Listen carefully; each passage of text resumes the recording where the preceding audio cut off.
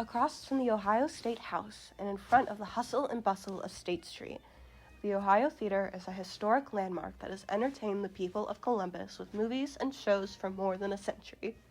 But the rich and resilient history of the Ohio Theater is just as entertaining as its many productions. The Ohio Theater was originally one of many theaters that dotted the streets of Columbus. With its elegant Spanish Baroque architecture and themed rooms, the Ohio Theater set itself apart through its regal beauty and affordability. When it began operation, one could watch a movie in the theater for a mere 25 cents. The designer behind the Ohio Theater, Thomas Lamb, referenced this juxtaposition in the title for the theater, A Palace for the Common Man. The Ohio Theater's status as a place for refuge from the rush of everyday life led to its growth in the Columbus community. Popular acts from celebrities of the time, such as Jean Harlow and Judy Garland, were commonplace in the 1940s, and war bonds were often sold in the bustling lobby. Guests were able to spend leisure time in themed rooms designed by Ann Dornan. The Ohio Theater's emphasis on the comfort of its guests ensured its survival while other theaters of the time began to flounder. The theater became the first public building in Columbus with air conditioning. But even the comfort of the Ohio Theater could not save it from the rise of television.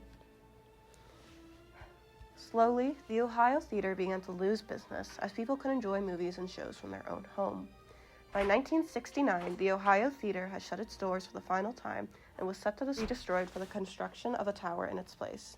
Hope seemed to be lost for this Ohio landmark, but the intervention of one group was enough to preserve this Columbus treasure for years to come. The Columbus Association for the Performing Arts, also known as CAPA, created the Save Ohio Project and were able to raise more than $2 million to keep the theater in business.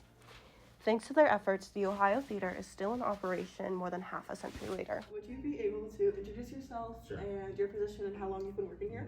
Yep, I'm Jason Gay. I'm the VP of Operations for CAPA. I've been working at CAPA for almost 30 years. It'll be 30 years in January. I've had various positions throughout the company. What is your favorite part about working at the Ohio Theater? Well, my favorite part is the fact that we impact a lot of people's lives. I like to tell my staff we're not in the show business. We're in the business of making memories, because everyone has a memory about going to an event with someone that is important to them, a loved one, a shared experience with someone. And so we get to be a part of that week after week after week. Take this theater, the Ohio Theater, for example. Most people that have been in this community a while have some type of story about attending an event here. And even my own father used to talk to me about when he was in college, coming to see a film at the Ohio Theater when he was in his early 20s, before he had children. So it really does have an impact on the community. Do you have a favorite historical fact or fun little tidbit about the theater? There are lots of great facts about this theater, but I think one of the biggest ones was that the theater cost $865,000 to build, but it was furnished with an additional $1 million.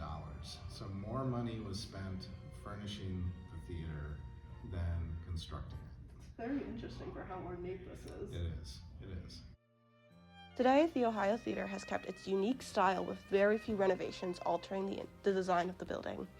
The Columbus Symphony Orchestra, Ballet Met, Broadway series, Opera Columbus, and the CAPA Summer Movie Series have all found a home in the Ohio Theater, continuing a legacy of performing arts in Ohio.